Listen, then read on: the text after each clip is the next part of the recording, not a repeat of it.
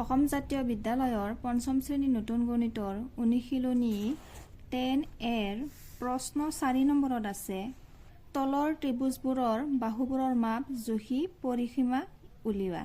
ইয়াতে চিত্ৰ দিয়া আছে।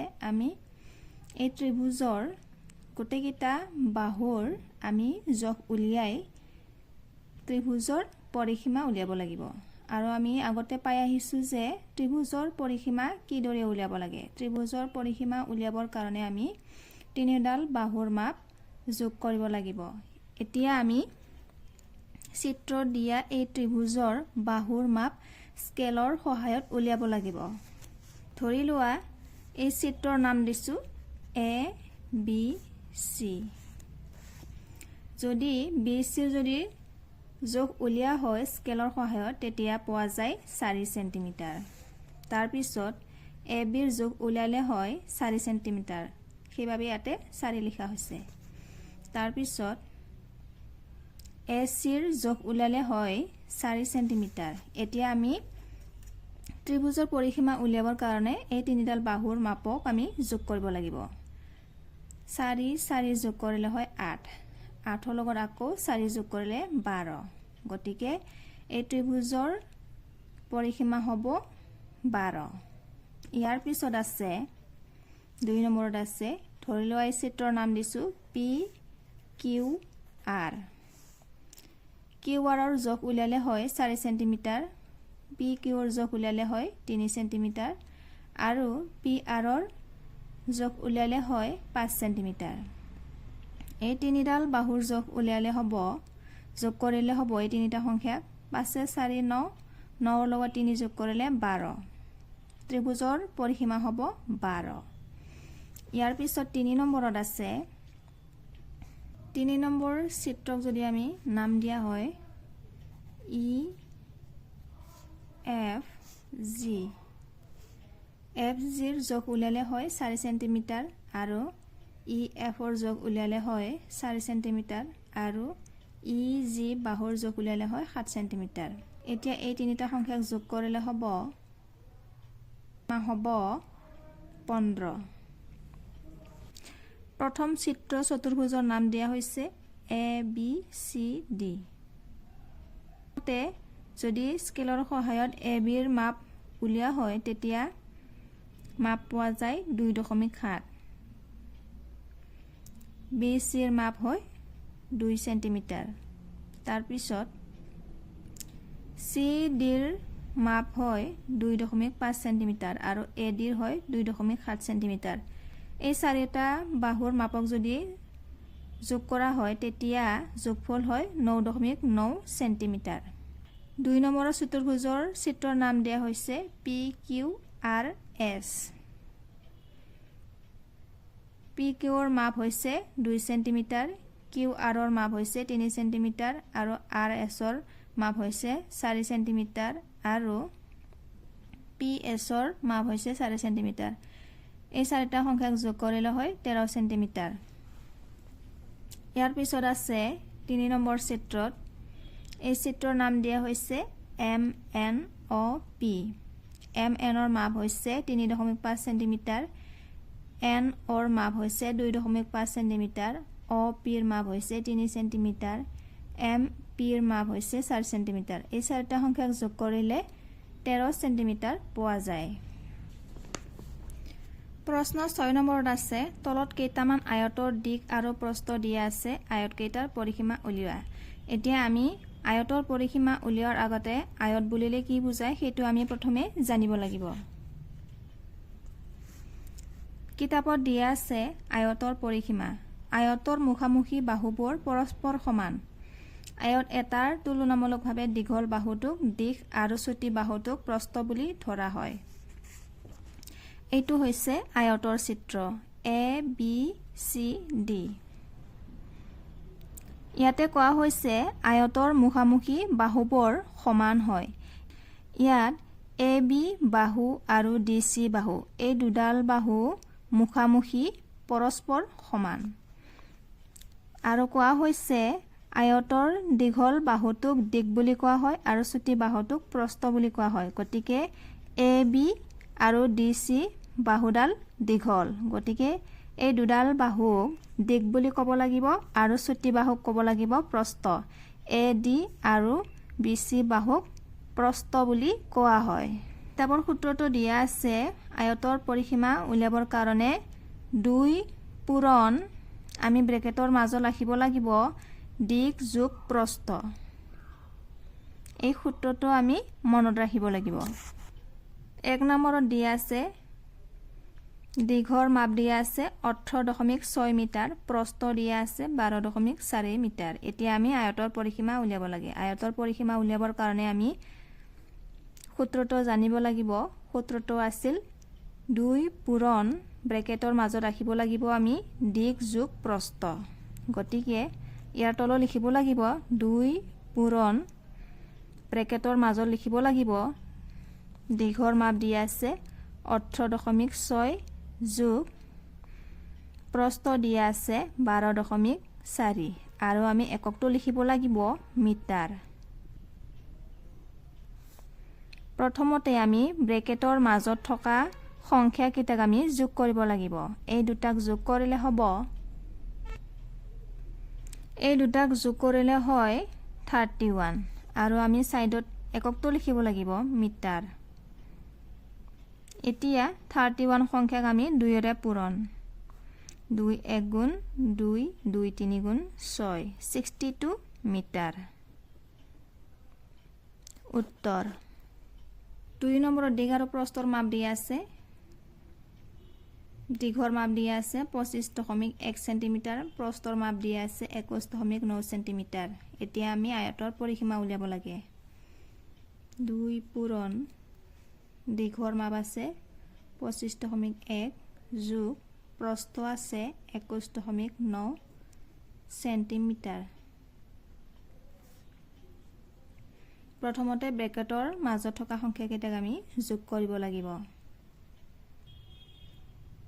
এই দুটা যোগ কৰিলে হয় 47 এতিয়া 2 ৰে পূৰণ কৰিলে হ'ব 2 7 14 4 2 4 8 8 লগত 1 যোগ কৰিলে 9 94 সেন্টিমিটাৰ উত্তৰ 5 নম্বৰত আছে দীঘৰ মাপ দিয়া আছে 25.49 সেন্টিমিটাৰ প্ৰস্থ দিয়া আছে 13.51 সেন্টিমিটাৰ এতিয়া আয়তৰ পৰিসীমা উলিয়ালে হ'ব 2 পূৰণ দীঘৰ মাপ আছে 25.49 যোগ 13.51 প্ৰথমতে আমি ব্ৰেকেটৰ মাজত থকা সংখ্যা কেইটাক যোগ কৰিব লাগিব এই দুটা সংখ্যাক যোগ কৰিলে হয় 39 এতিয়া 2 ৰে পূৰণ কৰিলে হ'ব 2 9 18 8 2 3 গুণ 6 6 লগত 1 যোগ কৰিলে 7 78 এককটো যি আছে আমি সেইটো লিখিব লাগিব এককটো আছিল সেন্টিমিটাৰ উত্তৰ প্ৰশ্ন 7 নম্বৰত আছে তলত কেইটামান বৰ্গৰ বাহুৰ দিক দিয়া আছে বৰ্গকেইটাৰ পৰিসীমা উলিয়া ইয়াতে তলত বৰ্গৰ বাহুৰ দিক দিয়া আছে আমি বৰ্গৰ পৰিসীমা উলিয়াব লাগিব এতিয়া আমি পৰিসীমা উলিয়াৰ আগতে বৰ্গ কি হয় সেইটো আমি প্ৰথমে জানিব লাগিব কিতাপত দিয়া আছে বৰ্গ এটাৰ চাৰিটা বাহুৰ মাপ পৰস্পৰ সমান ABCD এইটো এটা বৰ্গৰ চিত্ৰ আৰু বৰ্গৰ চাৰিওডাল বাহুৰ মাপ পৰস্পৰ সমান আৰু ইয়াৰ তলত দিয়া আছে বৰ্গৰ পৰিসীমা কিদৰে উলিয়াব লাগে বৰ্গৰ পৰিসীমা উলিয়াবৰ কাৰণে আমি বাহুৰ দিশক 4 সংখ্যাৰ লগত পূৰণ কৰিব লাগিব এ নম্বৰত দিয়া আছে বাহুৰ দিক দিয়া আছে 18 সেন্টিমিটাৰ এতিয়া আমি বৰ্গৰ পৰিসীমা উলিয়াব লাগে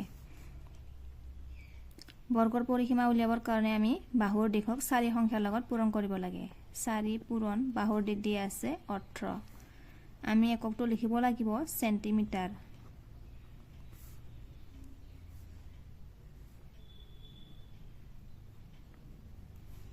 4 আৰ 18 পূৰণ কৰলে হয় 72 এককটো লিখিব লাগিব সেন্টিমিটাৰ উত্তৰ বি নম্বৰত বৰ্গৰ বাহুৰ দিক দিয়া আছে 23 মিটাৰ এতিয়া পৰিসীমা উলিয়ালে হ'ব 4 পূৰণ 23।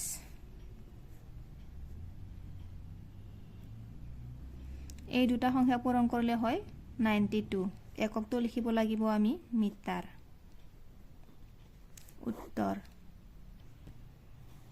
চি নম্বৰত বৰ্গৰ বাহুৰ দিশ দিয়া আছে 38 ডেচিমিটাৰ।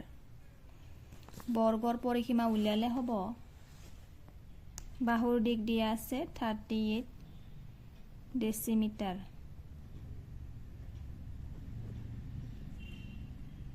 এই দুটা সংখ্যা পূৰণ কৰিলে হ'ব এই দুটাক পূৰণ কৰিলে হয় 152 ডেচিমিটাৰ। উত্তৰ প্ৰশ্ন 8 নম্বৰত আছে তলত কেইটামান বৰ্গৰ পৰিসীমা দিয়া আছে ইয়াৰ বাহুৰ দিশ উলিওৱা। ইয়াত বৰ্গৰ পৰিসীমা দিয়া আছে, এতিয়া আমি বৰ্গৰ বাহুৰ দিশ উলিয়াব লাগে। এ নম্বৰত বৰ্গৰ পৰিসীমা দিয়া আছে 80 সেন্টিমিটাৰ। এতিয়া আমি সমাধানত প্ৰথমে লিখিব লাগিব বৰ্গৰ পৰিসীমাৰ সূত্ৰটো আছিল বৰ্গৰ পৰিসীমা সমান 4 পূৰণ বাহুৰ দিশ। এতিয়া আমি ইয়াতে বাহুৰ দিশ উলিয়াব লাগে। বৰ্গৰ পৰিসীমা দিয়া আছে, এতিয়া আমি বৰ্গৰ বাহুৰ দিশ উলিয়াবৰ কাৰণে এতিয়া আমি বাহুৰ দিশক বাওঁফালে আনিব লাগিব। 4 এতিয়া আমি বাহুৰ দিশক বাওঁফালে আনিব লাগিব, যিহেতু আমাক বৰ্গৰ বাহুৰ দিশ উলিয়াব দিছে, গতিকে আমি বাওঁফালে আনিব লাগিব। 4 পূৰণ বাহুৰ দিশ আৰু সমান চিনৰ সোঁফালে বৰ্গৰ পৰিসীমা।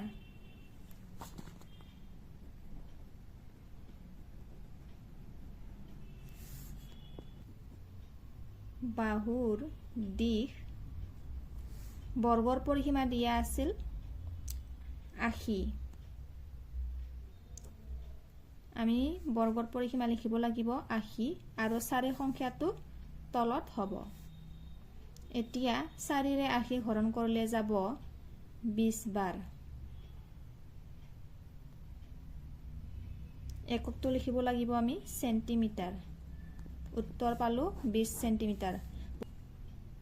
বৰ্গৰ পৰিসীমা দিয়া আছে 56 মিটাৰ। প্ৰথমতে আমি সমাধানত লিখিব লাগিব বৰ্গৰ পৰিসীমা সমান চিন দি লিখিব লাগিব 4 পূৰণ বাহুৰ দিশ। যেহেতু আমাক বাহুৰ দিশ উলিয়াব দিছে, সেইবাবে ইয়াক আমি বাওঁফালে আনিব লাগিব। 4 পূৰণ বাহুৰ দিশ সমান চিনৰ সোঁফালে লিখিব লাগিব আমি বৰ্গৰ পৰিসীমা। এটাকে চিন দি লিখিব লাগিব দিশ। বৰ্গৰ পৰিসীমা দিয়া আছে 56 আৰু 4 সংখ্যাটো তলত হ'ব। এতিয়া আমি 4ৰে 56 সংখ্যাক হৰণ কৰিব লাগিব। 4ৰে 56 হৰণ কৰিলে যায় 14 বাৰ। এককটো লিখিব লাগিব আমি মিটাৰ। উত্তৰ চি নম্বৰত বৰ্গৰ পৰিসীমা দিয়া আছে 112 সেন্টিমিটাৰ। সমাধানত লিখিব লাগিব আমি বৰ্গৰ পৰিসীমা সমান চিনৰ সোঁফালে লিখিব লাগিব 4 পূৰণ বাহুৰ দিশ। যেহেতু আমাক বাহুৰ দিশ উলিয়াব দিছে, সেইবাবে আমি ইয়াক বাওঁফালে আনিব লাগিব। 4 পূৰণ বাহুৰ দিশ সমান চিনৰ সোঁফালে লিখিব লাগিব বৰ্গৰ পৰিসীমা।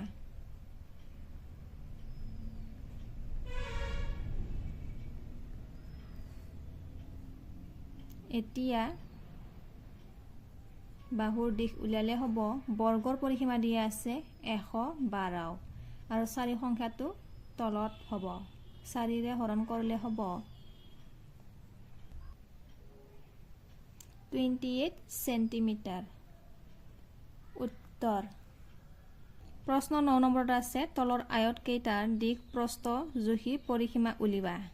এইটো হ'ল আয়তৰ চিত্ৰ আৰু আমি জানো যে আয়তৰ পৰিসীমা কিদৰে উলিয়াব লাগে। ধৰি লোৱা এই চিত্ৰটোৰ নাম দিছোঁ ABCD। যেহেতু আয়তৰ মুখামুখি বাহুবোৰ পৰস্পৰ সমান হয় সেইবাবে এই দুয়োডাল বাহুৰ দিশ সমান হ'ব 5 সেন্টিমিটাৰ। আয়তৰ এই দীঘল বাহুটো কোৱা হয় দিশ। তাৰ পিছত এই চুটি বাহুটো কোৱা হয় প্ৰস্থ। ADৰ যদি জোখ উলিওৱা হয় তেতিয়া পোৱা যায় 3 সেন্টিমিটাৰ। গতিকে CDৰ বাহুও 3 সেন্টিমিটাৰ হ'ব। এতিয়া আমি আয়তৰ পৰিসীমা উলিয়াব লাগে আৰু আয়তৰ পৰিসীমা কিদৰে উলিয়াব লাগে আমি আগৰ পাঠত পাই আহিছোঁ। যদি আমি এই চাৰিটা সংখ্যাক একেলগে যোগ কৰা হয় তেতিয়া 5 5 10, 10 3 13, 13 লগত 3 যোগ কৰিলে 16। তেতিয়া আয়তৰ পৰিসীমা হ'ব 16 হ'ব। বা আমি এইদৰেও উলিয়াব পাৰি আয়তৰ পৰিসীমা 2 পূৰণ দিশ যোগ প্ৰস্থ। যদি আমি আয়তৰ দিশ 5 আৰু আয়তৰ প্ৰস্থ 3 এই দুটা সংখ্যাক যোগ কৰি যি যোগফল পোৱা যায় সেইটোক আমি যদি 2ৰে পূৰণ কৰা হয় তেতিয়াও সেই একেটা সংখ্যাই পোৱা যাব। 5 আৰু 3ক যোগ কৰিলে পোৱা যায় 8। 8 সংখ্যাক যদি আমি 2ৰ লগত পূৰণ কৰা হয় তেতিয়া 16 পোৱা যাব। গতিকে ইয়াৰ পৰিসীমা হ'ব 16। 2 নম্বৰত আছে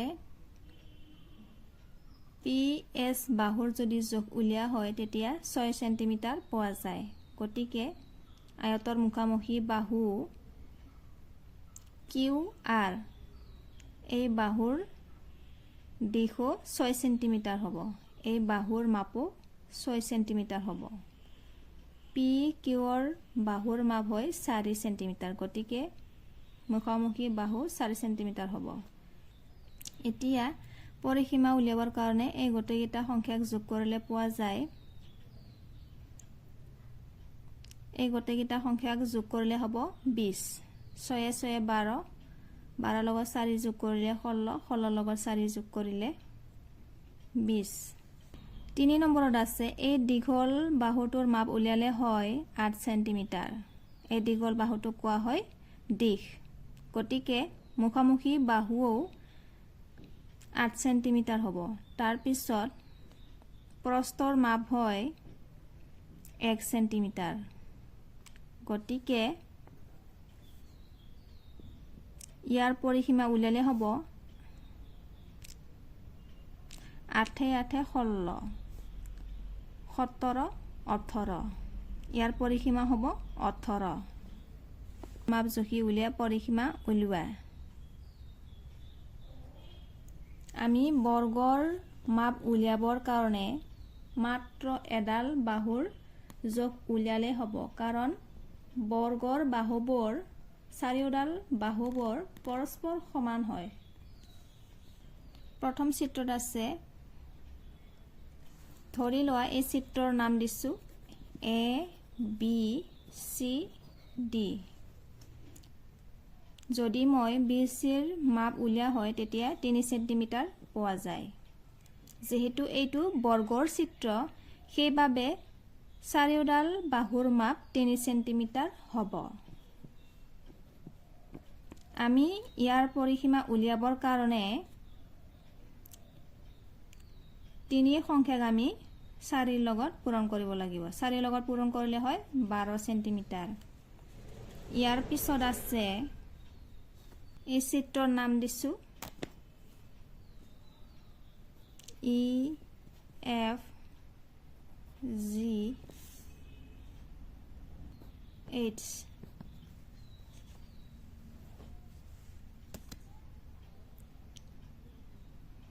এইটো হ'ল এটা বৰ্গৰ চিত্ৰ। FG যদি এডাল বাহুৰ মাপ উলিওৱা হয় তেতিয়া 4 সেন্টিমিটাৰ পোৱা যায়। গতিকে ইয়াৰ পৰা গম পাওঁ যে বাকী 3ডাল বাহুৰ মাপো 4 সেন্টিমিটাৰ হ'ব। যেহেতু বৰ্গৰ চাৰিওটা বাহুৰ মাপ সমান হয়। ইয়াৰ পৰিসীমা উলিয়ালে হ'ব 4 সংখ্যাক যদি 4ৰে পূৰণ কৰা হয় তেতিয়া 16 পোৱা যাব গতিকে ইয়াৰ পৰিসীমা হ'ব EFGH ৰ বৰ্গৰ পৰিসীমা হ'ব 16 4 4 গুণ 16 ইয়াৰ পিছৰ চিত্ৰত আছে এই চিত্ৰৰ নাম দিছো A B C D যদি মই BC ৰ মাপ উলিয়া হয় তেতিয়া C ৰ মাপ উলিয়া হয় তেতিয়া 5 সেন্টিমিটাৰ পোৱা যায় গতিকে বাকিবোৰ বাহুবোৰতো 5 সেন্টিমিটাৰ পোৱা যাব জুখিলে ইয়াৰ পৰিসীমা উলিয়াবৰ কাৰণে আমি 5 সংখ্যাক 4 লগত পূৰণ কৰিব লাগিব 4 লগত পূৰণ কৰিলে হ'ব 20 ইয়াৰ পৰিসীমা হ'ব 20